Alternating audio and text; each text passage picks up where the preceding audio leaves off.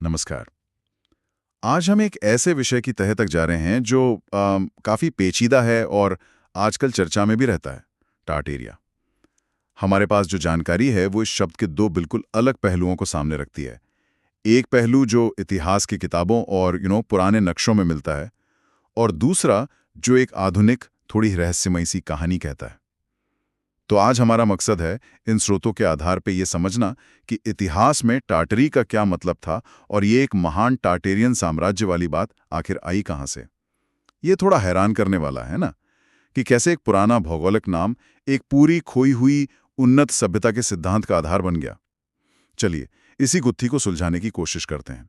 तो सबसे पहले उस ऐतिहासिक टार्टरी या टाटारिया की बात करते हैं जिसका जिक्र पुराने दस्तावेजों में मिलता है। ये क्या था? देखिए, पहली और सबसे अहम बात जो सामने आती है वो ये कि यह कोई संगठित एकल साम्राज्य या कोई रहस्यमयी खोई हुई सभ्यता नहीं थी। मतलब जैसा आजकल कुछ लोग मानते हैं, वैसा कुछ नहीं। दरअसल ये मध्ययुग से लेके करीब 19वीं शताब्दी तक यूरोपीय लोगों द्वारा इस्तेमाल किया जाने वाला एक भौगोलिक शब्द था। एक बहुत बड़े इलाके के लिए इस्तेमाल होने वाला नाम। और ये इलाका वाकई बहुत बड़ा था। इसमें आज का मध्य एशिया, पूरा साइबेरिया और पूर्वी यूरोप का भी कुछ हिस्सा शामिल था। सोचिए कितना विशाल भूभाग। और जाहिर है, इतने बड़े इलाके में कोई एक तरह के लोग तो रहते नहीं होंगे। बिल्कुल नहीं। यहाँ मंगोल, तुर्क, तातार, मंचू और साइबेरिया की अनगिनत स्टेपी यानी घास के मैदानों में रहने वाली जनजातियां, या कह लीजिए खानाबदोश कबीले रहते थे। ये सब अलग अलग भाषाएं बोलते थे, इनकी संस्कृतियां अलग थीं। हाँ, और ये बात समझना बहुत जरूरी है कि टार्टरी नाम इन लोगों ने खुद को नहीं दिया था। ये एक बाहरी नाम था जिसे अंग्रेजी में एक्सोनिम कहते हैं। ये नाम यूरोपीय लोगों ने दिया था, उनके नक्शों पर, उनकी किताबों में। अच्छा, तो मतलब ये उनकी अपनी पहचान नहीं थी बल्कि दूसरों की दी हुई पहचान थी, एक लेबल जैसा। बिल्कुल। ये उस समय के यूरोपीय नजरिए को दिखाता है। वो दुनिया के इस विशाल, जटिल और काफी हद तक अनजान हिस्से को समझने की कोशिश कर रहे थे, और उन्होंने अपनी सीमित जानकारी के आधार पर इसे एक बड़ा सा लेबल दे दिया, टार्टरी। पुराने यूरोपीय नक्शों में आपको ग्रेट टार्टरी मिलेगा, जो अक्सर साइबेरिया के लिए इस्तेमाल होता था, या चीनी टार्टरी, जो चीन के नियंत्रण वाले मंगोलियाई और मंचूरिया इलाकों के लिए था, या फिर स्वतंत्र टार्टरी, मध्य एशिया के उन खानों के लिए जो रूसी या चीनी प्रभाव से बाहर थे।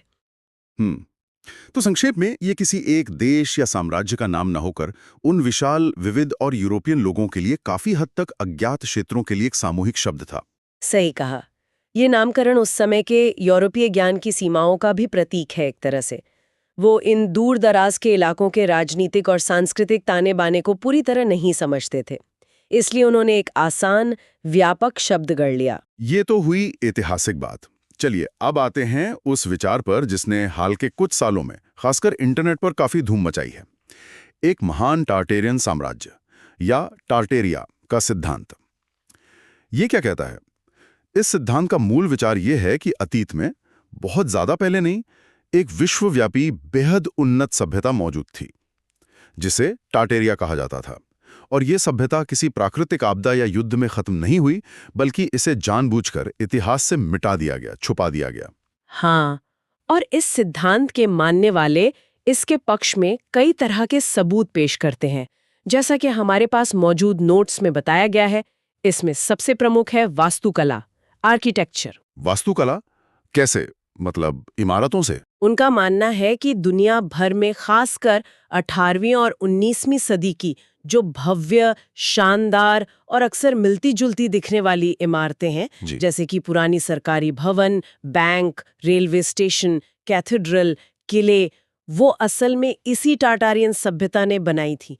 वो कहते हैं कि इन इमारतों की बनावट, इनकी तकनीक उस जमाने के हिसाब से कहीं ज्यादा उन्नत थी, जिसे बाद की सभ्यताओं ने सिर्फ अपना लिया या उस पर कब्जा कर लिया। ये तो बड़ा दावा है। मतलब जिन्हें हम नवशास्त्रीय या बरोक शैली की इमारतें मानते हैं, वो असल में टाटारियन हैं, ये कह रहे हैं वो? हाँ, सिद्धांत तो यही कहता है। वो इन इमारतों की वैश्विक समानता को इस कथित विश्वव्यापी साम्राज्य के सबूत के तौर पर देखते हैं। दूसरा बड़ा दावा है मड फ्लड, यानी कीचड़ बाढ़ का। हाँ, ये मैंने सुना है। ये काफी चर्चित है ऑनलाइन। इसका क्या मतलब है? सिद्धांत के मुताबिक करीब 1800 के दशक के आसपास पूरी दुनिया में एक भयानक, रहस्यमयी, कीचड़ बाढ़ आई।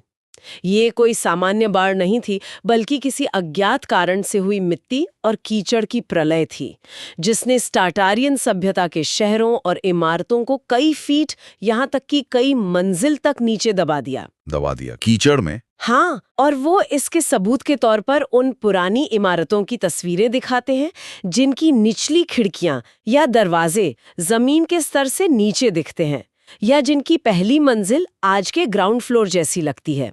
उनका तर्क है कि ये इमारतें मूल रूप से ऐसी नहीं थी, बल्कि कीचड़ में धंस गई।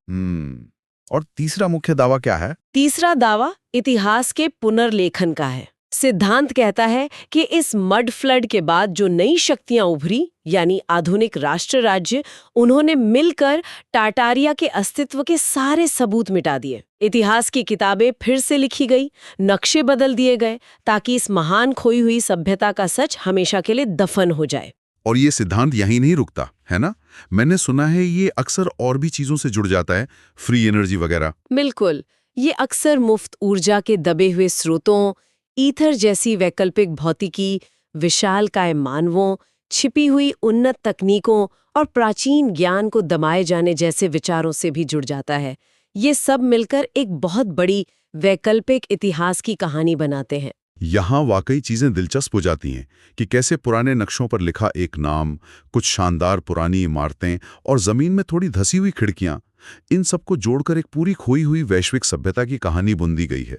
ये दिखाता है कि लोग मौजूदा व्याख्याओं से हटकर सोचने को कितने तैयार हैं। अगर हम इसे बड़े परिप्रेक्ष्य में देखें, तो ये सिद्धांत उन लोगों के लिए बहुत आकर्षक हो सकता है जो स्थापित ऐतिहासिक तथ्यों पर, यानी जो हमें स्कूलों और यूनिवर्सिटियों में पढ़ाया जाता है, उस पर संदेह करते हैं। ये उन लोगों को भी खींचता है जिन्हें लगता है कि सत्ता या सिस्टम उनसे कुछ छुपा रहा है, कि अतीत में कुछ ऐसा हुआ है जो बहुत महत्वपूर्ण है और जिसे जानबूझकर दबाया गया है।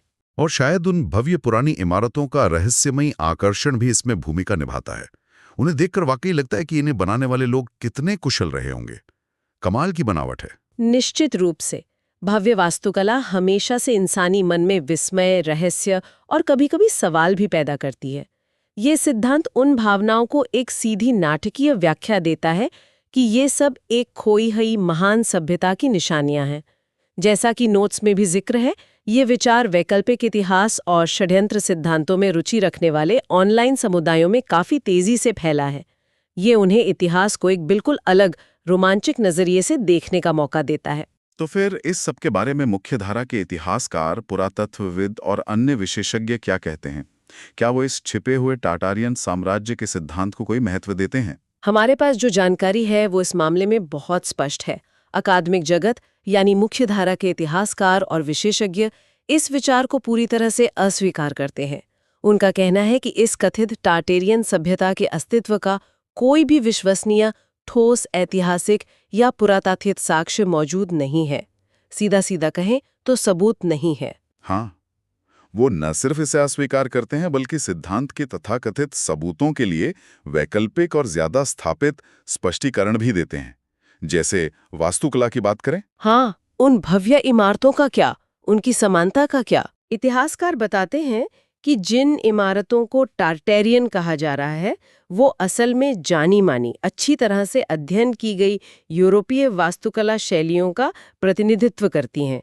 इनमें नवशास्त्रीय शैली शामिल है, जो प्राचीन ग्रीस और रोम से प्रेरित थी और 18वीं 19वीं सदी में पूरी दुनिया में लोकप्रिय हुई। बारोक शैली है, जो अपनी भव्यता और अलंकरण के लिए जानी जाती है। पुनर्जागरण शैली के तत्व भी दिखते हैं। रूस जैसी जगहों पर ये रूसी शाही वास्तुकला का हिस्सा है। इन शैलियों का विकास, इनका प्रसार, इनके आर्किटेक्ट्स, निर्माण का समय, ये सब अच्छी तरह से दर्ज हैं, दस्तावेज हैं इसके।